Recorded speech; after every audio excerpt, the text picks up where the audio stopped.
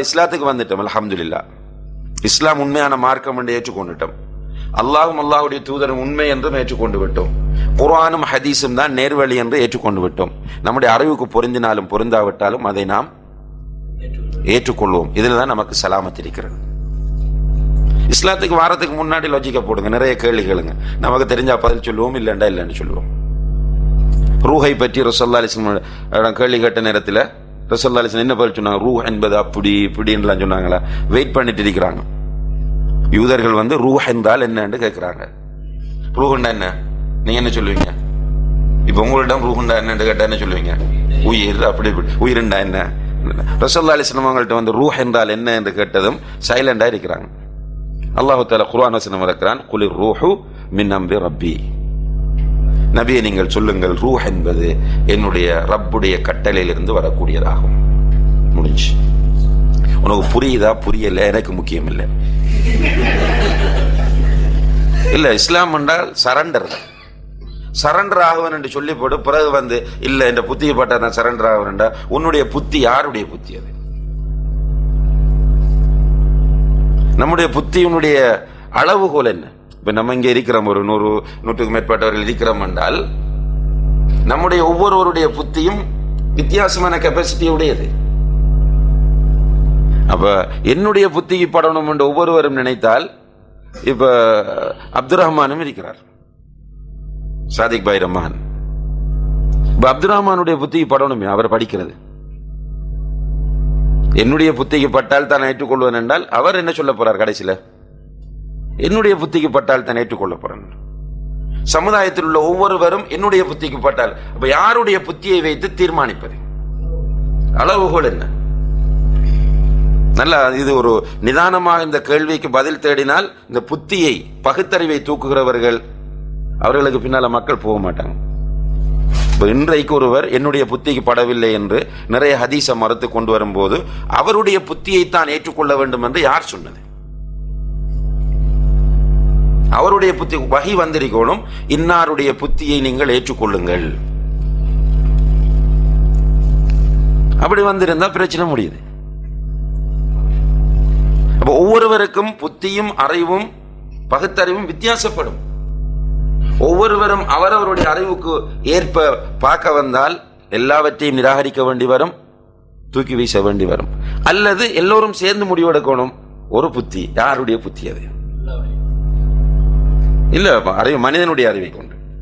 யார் அந்த மனிதன்? யார்? அல்லாஹ்வுடைய ரசூலுடைய அக்லுக்கு நம்ம கட்டுப்பட வேண்டிய அவசியம் இல்லை.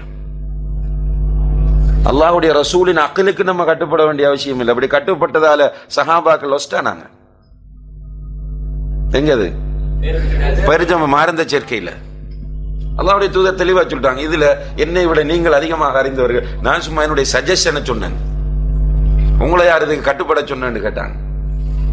வஹீக்கு மாத்திரம்தான் கட்டுப்பட வேண்டும். வஃபௌக குல்லி தி இல்மின் அலீம்.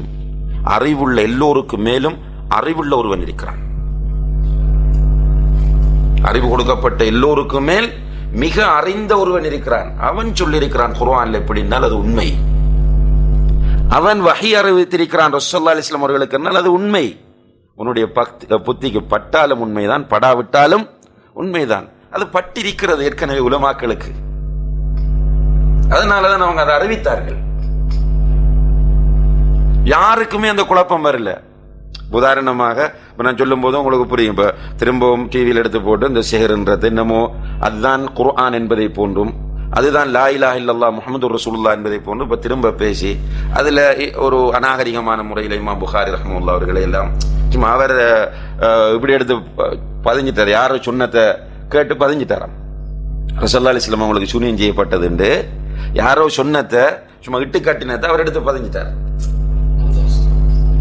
அந்த வார்த்தையை நீங்க கேட்டீங்க என்றால் மக்கள் உட்கார்றவங்க என்னென்னால் பேசுகிறவர்கள் உள்ள பக்தியில் உட்காருகிறார்கள். எனவே என்னத்தை பேசினாலும் சரியா தான் இருக்கு. அதான் அரபில சொல்லுவார், ஹுப்புக லிஷைஇ யுஸிம்முக வ யுமீக். ஒன்றை நீ நேசித்தால் அது உன்னை செவிடாகவும் குருடனாகவும் மாற்றிவிடும்.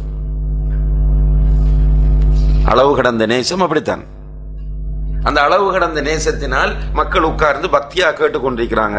ஆனால் ஒரு நடுநிலையோடு காழ்ப்புணர்வு இல்லாமல் நடுநிலையோடு கேட்கும் போது மிக கஷ்டமாக இருக்கிறது. புகாரி இமாம் யாரோ வந்து இட்டு கட்டினதை விவரம் இல்லாம தூக்கி போட்டுட்டாராம்.